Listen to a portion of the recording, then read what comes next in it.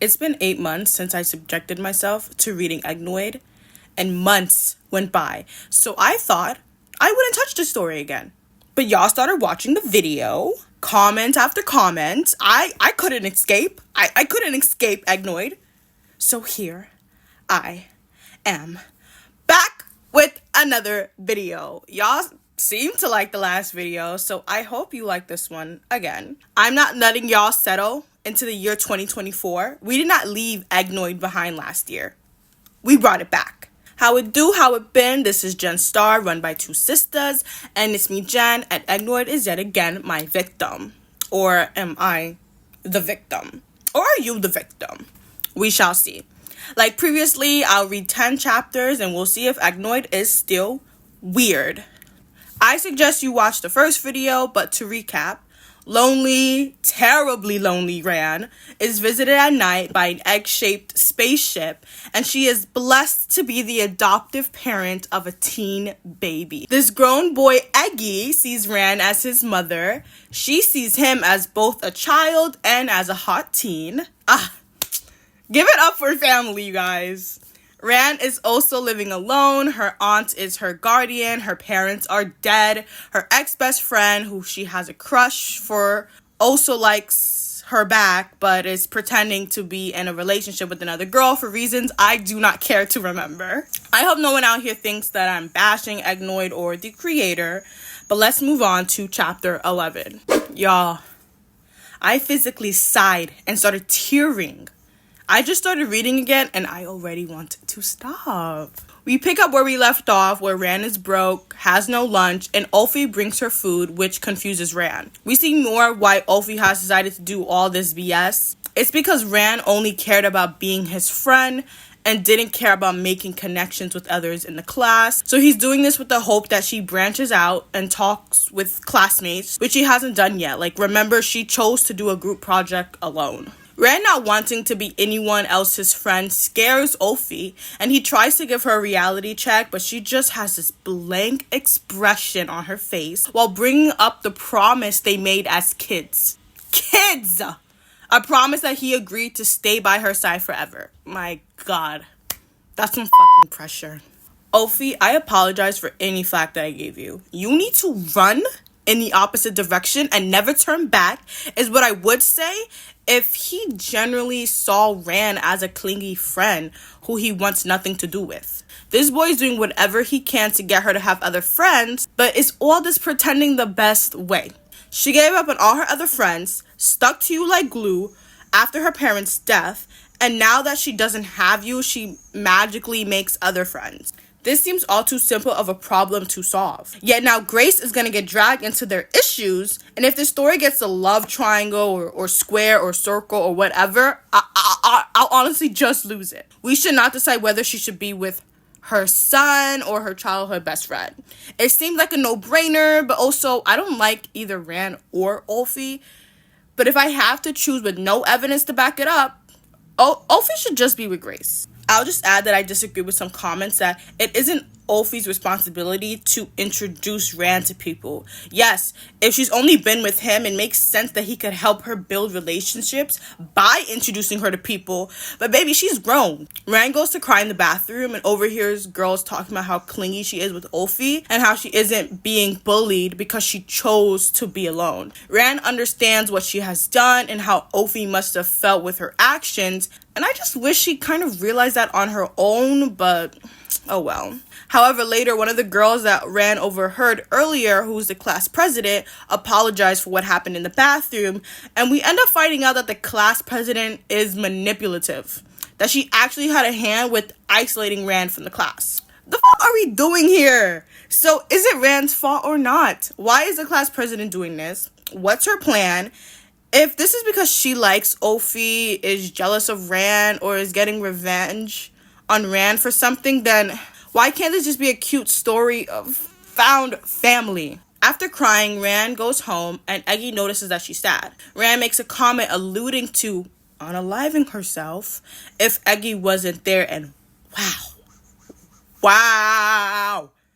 She acknowledges that she's done things to lose Ophi and how her parents are dead and how she wishes Eggy to not leave her also so she won't be completely alone. Which, I mean, are we going for round 2? He's still a child, right? He was sent to you. Isn't that some pressure where her in a motherly position is telling her son who's connected to her not to leave her? But at least he stopped calling her mom. She's just Ran, but he's still a child. I mean, she was sad, and he brought her the first aid kit because he thought she was hurt in like a Band-Aid type of way. Seriously. Are people still seriously shipping this relationship? People in the comments can see him as a child and now apparently a puppy. They see his innocence, but it's still, oh, I hope they get together. Or I hope he makes Ophi jealous. I wanted to bring up an issue that I have with the art. It's how Eggy is drawn at times. The artwork itself is fine. It's not ugly. It's not bad. But we get a mix of Eggy in chibi form or regular form, which we see with Ran too. But the difference to me is his chibi form matches his innocence, his mental age, and his regular form brings us back to reality to show us that this boy isn't average looking. We see what Ran sees. We get to understand why she's blushing, because if she blushed in his chibi form, when he looks more like a child, surely people would start to see it as being weird. Rand's aunt comes over to check up on her, and Rand tries to hide Eggy, but it doesn't really work out, and the aunt thinks the two are dating when she finds them together. Rand eventually tells her about the Eggnoid and how she is Eggy's adoptive parent. The aunt decides to stay while getting her bags out of the car. Ophi finally sees Eggy outside his window. Let the jealousy begin, because he's irritated that Rand's possibly with someone. Who cares? But the aunt is asking the real questions around here. What if Eggy was evil? What if his behavior has all been a ploy? How can you actually trust him? Oh, because he knows nothing. He's a child. It's okay. It's okay, guys. Eggy isn't evil because Rand can feel that he isn't a con man. We're all good here. Let's be real. If a grown man came out of that machine, she wouldn't take care of him. If an ugly man came out of that machine, she wouldn't take care of him. It's because he's pretty, but 21 chapters in, and we're getting somewhere good, as the aunt actually seems to know about the Eggnoid already, and believes that the Eggnoid may be a reason for her brother's, Rand's father's, death. She wants to unlock Eggy's lost memories for answers. So, I'm a tiny bit glad I continue to read more than 10 chapters, because we're getting somewhere. This is the only plot or storyline that I care for. So it's time to theorize. If Eggy was meant to be sent to her parents, but they died before he arrived, then Eggy and Rand would have been siblings, right? Okay, that's enough theorizing. Either way, it doesn't seem to matter, because the aunt makes marriage and sex jokes despite seeing Eggy as pure and innocent, as if this dynamic isn't weird, and despite her saying she's gonna adopt Eggy too, as she has already adopted Rand, so they'll be adoptive cousins or siblings. So if the aunt adopts Eggy like she had with Rand, they'll be adoptive siblings, right? They go over to Ophi's house for dinner, and Eggy's age is shown, where Rand is feeding him at the dinner table like a mother would, and he's a child. Ophi's jealous, we care, isn't this what he wanted? But I guess he's also happy she's close to other people. When Ophi and Rand gets some alone time, he confesses some things to Rand about why he did what he did, and that he still wants to be her friend. And a little later down in some chapters, Grace confesses to Rand that Ophi and her aren't actually dating. So, honestly, what's the rest of the story about? Eggy ends up getting jealous of the two talking and forces Rand to go home. At school, Rand talks with another guy who may be important because he has red hair. But seeing that boy jogged some memories for me, so I guess more potential spoilers. But it's either him or another character I remember also being an Eggnoid. But I think for them, they didn't come out mentally as a child. And I feel like they were dating their, handler, the person that they showed up to, or something like that. The aunt has someone from work come over, and the two talk about the Eggnoid. Yes, the good stuff again. It's still confusing, but the Eggnoid, Rand's parents' death, and where the aunt works all connect together. At her job, they have Eggnoid pods for experiments, but none of the pods are open, so I guess they don't know what's actually inside until the aunt had came over and saw Eggy and the Eggnoid. I'm assuming the Eggnoids can open their own pods, so Eggy should be able to open his own pod, but his pod is now closed. Rand tried earlier to open it, but she couldn't. But I'm guessing that he can, but he didn't try, so we didn't see that. So the aunt wants to find a way to bring Eggy to her work to experiment on him to get answers. It's decided that Eggy will come to school, which Rand isn't really a fan of because she actually had a nightmare with Eggy being friendly with other girls or having a girlfriend. You've only known him for like 2 weeks, and this is how you see your adoptive child. A literal nightmare. Ophi has a scholarship opportunity that he possibly is not going to do because he'll end up having to leave Rand behind, and geez, Rand is upset. Like, really upset. She yells at him saying that she believes she was in the wrong, but Ophi's actually in the wrong, and that she hates him, and he apologizes. Again, Eggy is going to Rand's school, but needed to do a test first, and the aunt will take care of the paperwork to allow him to go to school because he kind of doesn't exist. After the test, the aunt brings Eggy into her work to hypnotize him. During the hypnosis, he releases some type of signal, which gets picked up by another Eggnoid who actually seems dangerous. Okay? I'm definitely interested again, but with this plot only. I do not care about the rest. But this is where I'll end off. Now, after reading 20 chapters this time, what do I think now?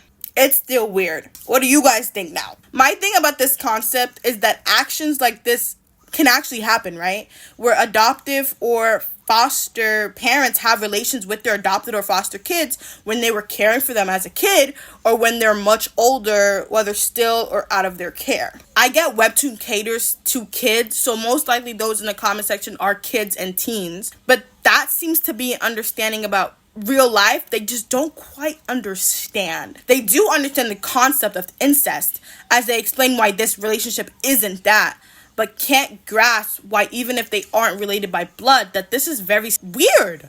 Even if Ophi didn't come out and say mom, let's say he called her friend, he still would have had that mentality of a baby or child. So them meeting that way, she taking care of him, and then they potentially date later on, is still weird. I'm not here to hate or bring down a writer or the story.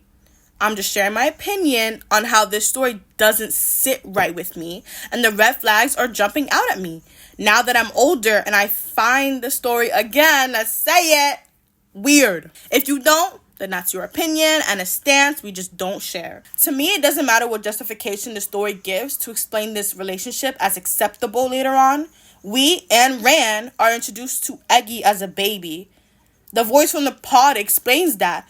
Rand sees him that way too. She takes care of him as if she is his mother and he's her child. Shopping, feeding, teaching. If this story was that he was a teen alien sent to Earth who's naive about the earthen culture and she teaches him maybe, I would have enjoyed that story if there wasn't any child baby undertones with the character, and it's done like someone going to a new country and being out of their element, but you meet someone who speaks your language and teaches you about this new culture. There's nothing childlike about that. Maybe I'm reading too much into this and just making it more than it actually is. Maybe it's just a harmless webtoon story. But don't forget to like, comment, subscribe if you want more Eggnoid or any other content. Star and I read webtoons over here, so if you have any webtoons you want us to check out, whether good or bad, comment down below. Comment whether you agree with my stances or if you see nothing wrong here and like the story. I did see a few comments like that, so I definitely want to continue to read that point of view and try to see where you may be coming from. Anyways, this has been Jen Star. I've been your host, Jen. Stay hopeful. Mwah. Peace. This is fine.